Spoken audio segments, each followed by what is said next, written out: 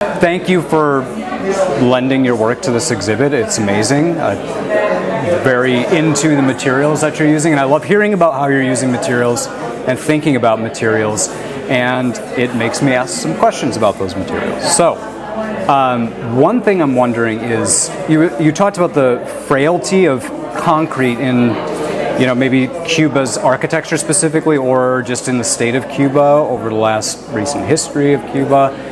When you're making your casts of the concrete, do you intentionally not use any reinforcement in the concrete then? Like no mesh or rebar or anything like that? I do at the very beginning when I was exploring the material. I wasn't doing that. Okay. But it definitely has its pros and cons, depending on what you want to do with the material. Sure. But yeah, it definitely needs some reinforcement, especially if you're creating bigger pieces. Right, especially those wider ones with how relatively thin it is to its width. Yes, definitely they need some sort of reinforcement inside, because otherwise they're gonna really be very hard to maintain over time, and even if they fall, it cracks and it falls apart. And I guess that's was my curiosity was, are they meant to sort of have an entropy as they go, like just fall apart over time? Like, is that part of it? But I'm guessing maybe not so much with these. Yes and no. Like the tiles, because they're so thin, I'm not putting any type of reinforcement inside, which also makes them even more fragile. Sure. As opposed to like clay. Like clay, it's really impressive how when you're working with clay and making tiles, they have way more strength within the material than the concrete ones. So it looks like terracotta is one of the types of clay that you're using. The darker clay body, is that something that you just picked based on the color of it, or? Mainly the color. Okay. At the very beginning, I knew I wanted terracotta because that's like a color that you see a lot in construction and houses, on the roof. But I wanted some sort of contrast because I know I'm limiting myself to a palette, right? Sure. And mainly there's a lot of gray because of the concrete. So I wanted to kind of like bring another color that will be a contrast within those two. Okay. And will give more dynamism and variety within my work. Right. Because I know that my colors are very muted, but I'm trying to, I like to use color when it makes sense for me. Sure. And it gives purpose to the work. Absolutely. Otherwise it would be like, a dancing with color, but with not really a big concept. Yeah, because then the subtlety of the color and the locust sort of wings and some of those little elements, there's a little bit of color in there comes out, then you're finding that as you're looking down at them. What you were talking about with some of these things being like residents of those materials and moving through, do you pick insects based on the way they look, the way that you've interacted with those in the past, or how do you choose out of the billions of possibilities of different forms that are there? What's your relationship with those specific types? Yeah, I think mainly past experiences and also the environment. I've only lived in Cuba and Miami so far. So the cocuyos and the kissing bugs were definitely part of my childhood, as well as the snails. Sure. Actually, when I was in art school, I had a snail for a whole month as a pet. There you go. Not the most interesting pet, maybe a week. Maybe it wasn't a month, but a week. But yeah, there was definitely some sort of connection with the insects that I chose. Sure. And surprisingly for me, when I picked the grasshopper, which is very endemic of Florida, I then found out later that they're not seeing as much nowadays as before, which is the same thing that happened to me with the cocuyos. Same thing. So there's also, I guess, a conversation within the environment of things are disappearing or more refined with time. So, yeah. So you have a technical way of rendering these things that's representational but pretty realistic. I mean, especially the shadow work on some of those tonal, the shadows of the trees and all that, looks exactly like there's a shadow coming in from the window. But your control of line and tone and texture with the insects on there makes me wonder about your relationship with drawing on different materials. I'm sure, like everyone else, you probably started on paper at some point in your childhood and then evolved into choosing a less hospitable surface to draw on. How is it for you to draw on something so hard? And what do you think about drawing on a surface like that versus something that's a little bit more, I guess, ephemeral or soft? Yeah. It's definitely different. Like there are some technical solutions that you have to find in order to create, the illusion that you want to create. But it's not as different either. For example, for the shadows, I realized that working with my fingers really helps to kind of like erase the line, because sometimes you don't want the line to be seen as much. Right. And specifically on the one of the palm tree, of the shadow of the palm tree, like it really helped to work with my finger, because it kind of has this like blend, right, of the graphite on concrete, where things are not so clear, they're more like blurry within the shadow, so that really helped. Okay. And on the insects, yes, I use graphite and color pencils, so there's a combination of both.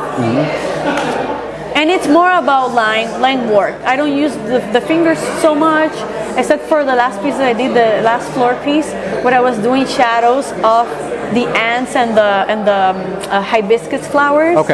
On the floor, so I wanted the shadow to be very subtle, that's when I kind of like smudge it a little bit with the finger. When I moved into drawing on harder surfaces, I started to see it less as an image and more as an image as a part of an object, because that physical nature, I don't know, there's something different about the way I started relating to the work when it was a thing and not just something flat I'd roll up and put in a tube or in a frame or something like that. Have you found that you have a different relationship with working on a slab of concrete than any other material, or does the meaning of it mostly come from the context of Cuba and everything like you're talking about? Absolutely. I think you need to take into account like where that object is going to live.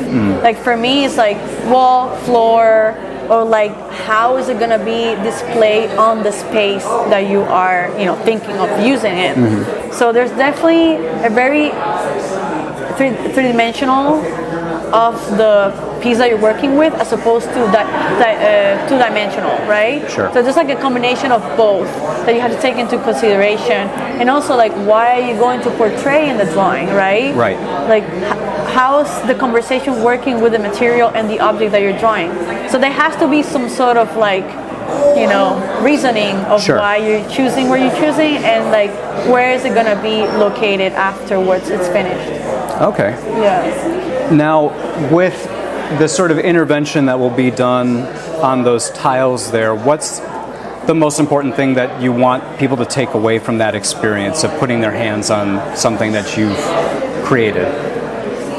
I've been thinking a lot about this workshop, and at the beginning of my proposal for it, I think it has changed a little bit just because of how the way the piece has ended up looking right now, visually speaking. And I think I would like to limit people of like the resources that I can use, because that really helps also to kind of like create a very how can I say, something that makes sense and speaks to the work, right? So so people don't just draw like cartoon characters or something random. Where it becomes more graffiti then at that point on the wall. Exactly. I don't want to end up there, because that's definitely not part of what I'm trying to do. But I really am drawn to text. I have made a lot of artist books in the past. And also because of my background in graphic design, I really like the idea of the book. So I'm thinking of using text probably as one of the main things to kind of create something poetic. I feel like it's very interesting how like people have stories or things, or even a phrase can be part of the story of your story. And the idea of like having this in a path on a floor piece to me is very interesting, because it's talking about trips, journeys, paths that we have in life. So last question, I promise. In this body of work, what was the first piece that you made, and what was the last piece that you made? And the last piece that you made, does it give us a sense of where you're going, where your mind is, what you're interested in about the work? Can you speak a little bit about that journey, that path? The first piece that I made, Actually, I can say it, and I know exactly which one it is. It's a small little window that is titled Calle 33 Street, which is what I lived in Cuba, that street. And it's a colonial window of bars. And I made that piece, honestly, back at New World, but then I kind of did some sort of changes back in 2020. That's why the date is 2020. Sure. So that's the first piece that I did, and I was definitely exploring a little bit the actual drawing on concrete, how would that look like. Sure. And the last one is the floor piece with the tiles that are going to be part of the workshop. Okay. Because it had a longer process, and I also was kind of working with a site-specific piece because you guys provided also the pedestal. So sure. With that dimensions, with that size, is when I started to design the whole work. All right. Yeah. Yeah. But there's definitely a transition that you can definitely see. I guess the drawing how has changed depending also on the surface. Because the first drawing, the one of the window, the surface is very harsh. It has a lot of grain. So it's harder to draw on that as opposed to the last piece on the tiles where there's a better smooth surface. I was wondering about that because so my father was a mason, stonemason his whole life. So I'm used to seeing concrete in different contexts, in different mixtures. And most people will think, oh, it's the concrete that's on the sidewalk is the same as the wall, it's the same as the bridge. But they're mixtures of different things. Yeah. So I've been looking at that, trying to see does this have more aggregate, more rocks in it? But is this more smooth? Yeah. So I've been looking at that to try to pick that up, and it seemed like it got a little bit smoother as it went, but I didn't know if that was just my eyes playing tricks on me. No, you're right. The tiles have definitely less aggregate just because having the rocks there is really hard because of the thickness that I'm making with. So I actually mix another type of cement with concrete. Okay. It's I don't remember the name of the cement. It's a cement that when you use it dries within an hour or two. Oh, like one of those quick set types, sure. It looks very plasticky, to be honest. I don't like it much because it has a very plasticky look to it. Sure. But when mixed with concrete, it kind of dries things a little bit faster, but it has some more, I guess, durable body to it. So you're getting the best of both worlds by doing that. I'm trying to also play and see what's the best outcome. Okay. Yeah. Well, again, thank you so much. It's fantastic work. I really love it, from the materials and why you're using the materials to the images that you're putting on them and why you're choosing those images. So thank you. Thank you so much. My pleasure. I'm looking forward to the workshop. I want to draw on some. Hola, mujer. Hola. Dime la cuenta. Tell me the story. What is this work about? So this exhibition is an extension of a past solo show that I had at Tunnel Projects, titled In the Midst of All. And it's an extension of an exploration of material and memory within the realms of domestic spaces. The show that we have here today, it's titled Dialogues Across Walls. And it's encapsulated in 4 different rooms that kind of have a narrative or a sequence. There's a lot of exploration with concrete, which is the main material that connects everything. And it's basically an exploration of the interior and the exterior of a house and how these 2 worlds connect. Could you tell me a little bit more about the specific worlds and homes and domesticities that you're talking about and the elements that you're using to have that dialogue? Yes, definitely there's a lot of weight or memory about Cuba because I'm originally from there. And the main reason why I've been exploring concrete so much is because it reminds me of the architecture in Cuba. Where I lived was a house built with concrete mainly, there's definitely as well some sort of fragility within the material, because even though concrete is supposed to be a durable and permanent material, it becomes very fragile, especially the way that I use it, which is also a reflection of the government in Cuba, right? Things are not preserved, and during time they just kind of get dilapidated as well or crumble into pieces. So I'm also creating a conversation within Cuba and Miami, which is like the second house that I've lived in for 11 years already. And how, I guess I'm bringing that with the insects as well. This kind of like drawings of insects that I played with as a child in Cuba and insects that I've seen here in Florida. But yeah, and also I'm working with wood as well and clay to create tiles. So I'm not only considering the walls, but also the floor, right? Which is very, I think I like also the part of the unseen, the things that we don't pay attention to that are also part of our surroundings. So like the floor, the insects, things like that. Okay, so in the title of the show, you use the word dialogue between walls, and I'm wondering, are the insects somehow metaphorical stand-ins for people that are living within those walls, or you just mentioned the unseen? Are they playing out some aspect of the experience of those domiciles? I think it's a little bit about how they also represent life itself and the cycles of life. You know, what lives or what is born also dies. So it kind of like, I guess, some sort of a memory of that. Yeah, like the fragility of life, things like that, but also like the past. Because some of the insects that I've chosen, like for example, el cocuyo and the kissing box as well, they were insects that I played with when I was a child in Cuba.